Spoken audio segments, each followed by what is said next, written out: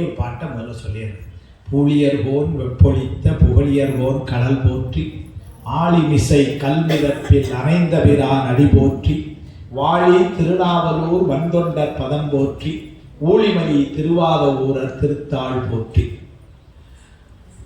நால்வர் பெருமக்களையும் ஞானசம்பந்த பெருமானையும் திருநாவுக்கரசர் பெருமானையும் சுந்தரர் பெருமானையும் மாணிக்கவாசகர் பெருமானையும் வழிபாடு செய்கிறார்.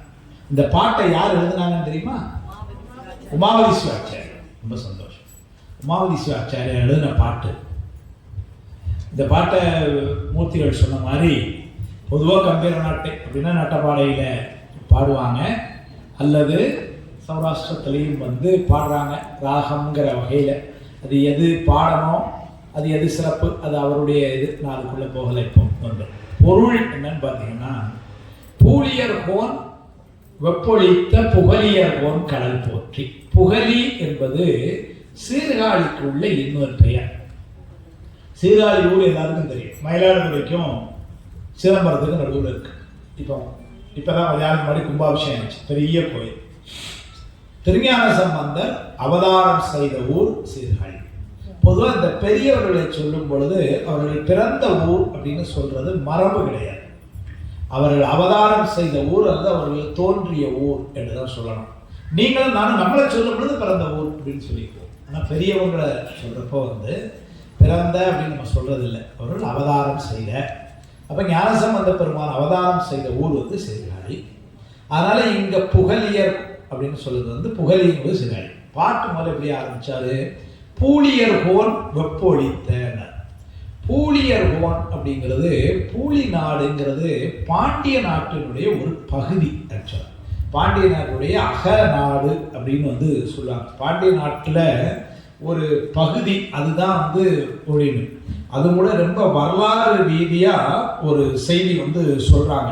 என்னன்னா, இது நிறைய ஆட்கள் சொல்றது இல்லை. இந்த பூழி நாடு அப்படிங்கிறது பாண்டிய நாட்டில் ஒரு பகுதி, இப்படிதான் எல்லாரும் சொல்றாங்க. ஆனா ஒரு செய்தி என்ன சொல்றாங்கன்னா, சேர நாட்டில் வாழ்ந்த ஒரு பாண்டிய மன்னன் தன்னுடைய தளபதி, அவர் பேர் வரகுணராமன் சிந்தாமணி காத்தப்ப பூலிதேவன் பேர். அவ்வளவு பேர் வச்சான். எப்படி வைப்பானு அப்ப நல்லபடியா இந்த எண் கணித ஆள்லாம் கிடையாதுன்னு நினைக்கிறேன். நியூராலஜி அவெல்லாம் இல்லை. அதனால இவ்வளவு பெரிய பேர் வைக்க விட்டாங்க. இல்லைன்னா வச்சிருக்க முடியாது இல்லைங்களா? வரகுணராமன் சிந்தாமணி காத்தப்ப பூலிதேவன், அதான் அவர் பேரு. இவரை பாராட்டி தன் நாட்டுல ஒரு பகுதியை அவன் கொடுக்கிறான். அதுதான் பூழி நாடு என்று ஒரு வரலாறு. இது 1378 நடந்ததுன்னு சொல்றாங்க. வரலாற்று குறிப்பு இருக்கட்டும். பாண்டிய நாட்டுடைய ஒரு பகுதி அப்படின்னு சொன்னாங்க. பாண்டிய நாடு. அந்த பாண்டிய நாட்டினுடைய பூழியர்கோன்னா அரசன். அப்ப அந்த பாண்டிய நாட்டினுடைய அரசனாக இருக்கின்றவனுக்கு வெப்பொழித்தன ஏற்பட்ட வெப்பு நோயை மதுரையில மங்கையர்க்கரசியாருடைய கணவன் வென்றசீர் நெடுமாறன், அவருக்கு ஏற்பட்ட வெப்பு நோய், அதை நீக்கிய வெப்பு நோய்னா காய்ச்சல் அர்த்தம். அதை நீக்கியவர் ஞானசம்பந்த பெருமான் மந்திரமாவது நீர் பாடி அதை அந்த செய்தியை ஞாபகப்படுத்துறார். மன்னனுக்கு ஏற்பட்ட வெப்பு நோயை நீக்கிய எங்கள் திருஞான சம்பந்த பெருமானே அதே உமக்கு போற்றி. முதல்ல பூழியர்கோன் அப்படின்னா பாண்டிய நாட்டுக்கு தலைவன் பூழியர்கோன். அவருக்கு ஏற்பட்ட வெப்பு நோய், வெப்பு ஒழித்த நீக்கிய புகழியர்கோன். புகழின சீர்காழி. புகழியினுடைய அரசன் யார்? ஞானசம்பந்தர். புகழியர்கோன் கடல் கலந்த திருவடிகள் போற்றி. போற்றினா வணக்கம்னு அர்த்தம். அடுத்ததுல ஆழிமிசை கல் மிதப்பில் அணைந்த பிரான் அடி போற்றி. ஆழிமிசை கல்னா, ஆழின்னா கடல்.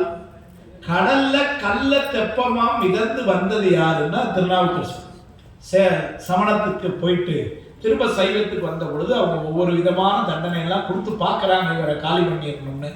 ஒண்ணும் முடியாம கடைசியில என்ன பண்ணாங்க, பெரிய கல்லுல இவரை கட்டி கடலுக்குள்ள கொண்டு போட்டு அதோட ஒளிஞ்சாங்க நினைக்கிறாங்க.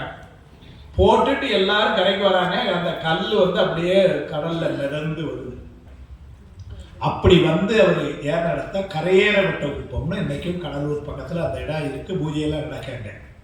அப்ப அந்த கடல்ல அவர் ஏறி அந்த அற்புதத்தை செய்த திருநாவுக்கரசு சுவாமிகள் திருவடிகளுக்கு வணக்கம். ஆழிமிசை கல் மிதப்பில் அமைந்த பிரான் அடி போற்றி. மூணாவது சுந்தரருக்கு வாழி திருநாவலூர் வந்தொண்டர் பதம் போற்றி. திருநாவலூரில் தோன்றி அருளிய வந்தொண்டர்னா சுவாமி, அவர் சுந்தரமூர்த்தி சுவாமிகளுக்கு ஒரு பேர். ஏன்னா ரொம்ப வன்மையா சுவாமியை பேசினதுனால அவருக்கு வந்தொண்டர். அதனால திருநாவலூரில் தோன்றிய வந்தொண்டர் அவருடைய பதம், அவருடைய பாதத்திற்கு வணக்கம். நாலாவதா வாழி திருநாவலூர் வந்தொண்ட பதம் போற்றி. ஊழிமலி திருவாத ஊரர் திருத்தாள் போற்றி. ஊழி மலின்னா, அதாவது ஊழின்னா சங்காரம் என்று சொல்லுவோம். அதாவது உலகத்தை ஒரு காலத்தில் சுவாமி மொத்தமா அழிக்கிறான், ஊழிக்காலம் மீண்டும் திரும்ப தோக்கி வைக்கிறான். பல முறை இது நடக்கு. அப்படி ஒவ்வொரு முறையும் அந்த ஊர், திருவாத ஊர் வந்து சிறப்புடையதா இருக்கான். அவ்வேற்பட்ட சிறப்புடைய அந்த திருவாத ஊர் மதுரை பகுதியில அதில் தோன்றி அருளிய மாணிக்கவாசர் அவருடைய திருவடிகள் போற்றி. இப்போ முதல் வரியில ஞானசம்பந்தர், இரண்டாவது வரியில நாவுக்கரசர், மூணாவது வரியில சுந்தரர், நாலாவது வரியில மாணிக்கவாசர். பூழியர்கோன் வெப்பொழித்த புகழியர்கோன் கடல் போற்றி. ஆழி மிசை கல்மிதப்பில் அமைந்தபிரான் அடி போற்றி. வாழி திருநாவலூர் வந்தொண்டர் பதம் போற்றி. ஊழிமலி திருவாத ஊரர் திருத்தாள் போற்றி என்று சொல்லி அந்த பாட்டுக்கு பொருள்